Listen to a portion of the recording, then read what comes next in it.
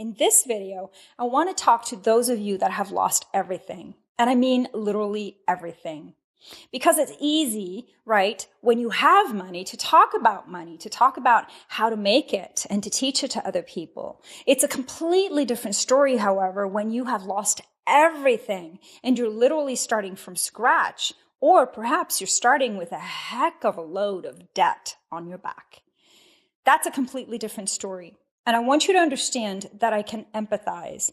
I have many, many clients, coaching clients, and also reading clients that come to me because they don't understand what's happening anymore in their world. They used to do so well in business. All of a sudden, they have lost everything.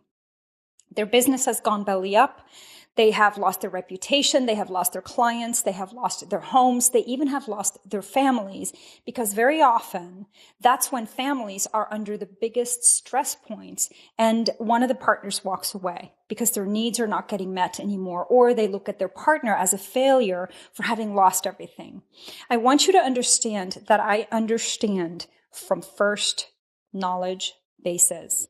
After I had built my multi-million-dollar real estate business and left the technology companies, I was working on a $15.6 million subdivision with two partners out of state. And I knew the moment I shook these gentlemen's hands that I was not to go into business with them. But my intellect said, well, why not? Hold on a second here. Let's look at a spreadsheet and let's come up with a 2-year exit strategy plan. And let's just divide this $15.6 million deal into 3. Let's just cross our T's, dot the I's, and make sure that we have legally figured out how to protect each of us. And then we should be fine, right? No.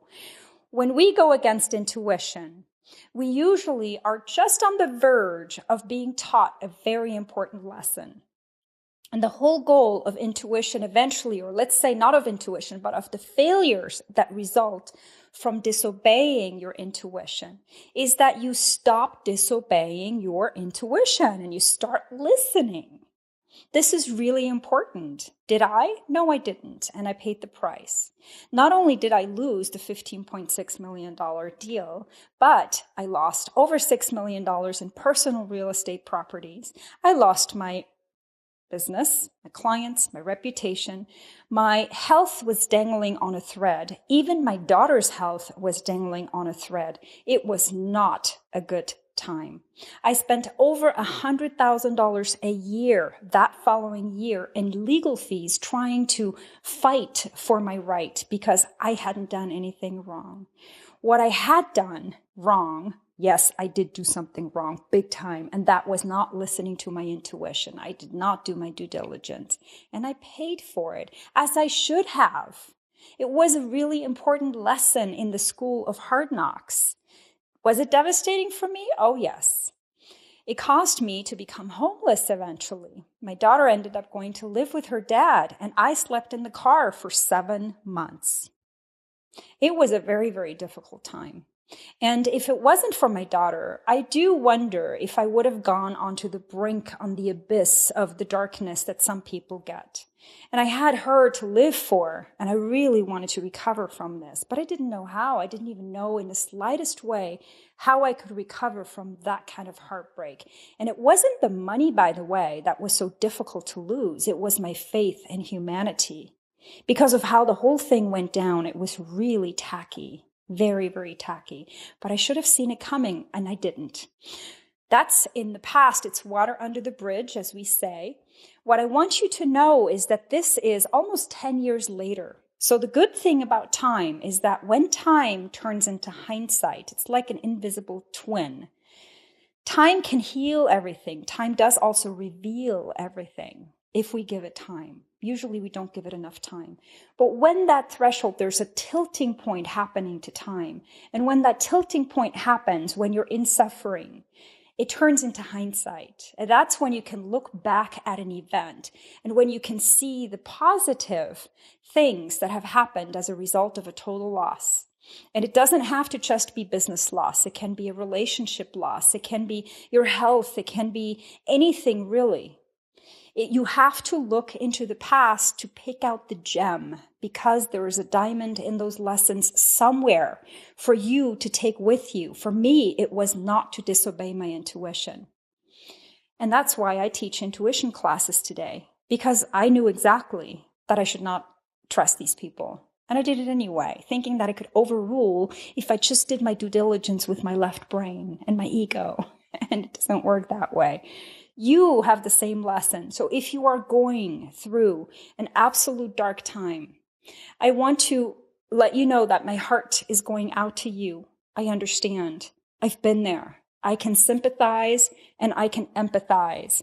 And I'm here to tell you, this too shall pass. It will pass. We live in a world that goes based on waves. Everything comes in waves. The sun comes to us in waves. The sun breathes once every 11 and a half years, once in, once out. And that's a long time. And we have a similar rhythm. Everything that happens to us in life has a similar rhythm. And you got to learn how to ride the wave. You got to learn how to predict your own rise and fall, because you have one too. And it's up to you with how far you want to rise and how far you want to fall. But rise you shall, and fall you shall. It's all about your attitude, your mental attitude of how you're going to get through that depth when you're being dragged through that valley that is so difficult to get through. I really, really get it. I don't wish it on anyone, So I want you to know that you're going to get through this. I hope that for those of you that have not gotten through a loss like this, I hope that you never will have to. I want you to always listen to your intuition, follow that inner voice. That inner voice knows exactly where to go. It is your soul whispering to you. Listen to it. Don't listen to the ego, the chit-chat that is constantly telling you to chase after money and chase after riches and chase after looks and all of that fleeting, passing, vanity stuff. Okay. I hope this was helpful for you. So let's go ahead and move on.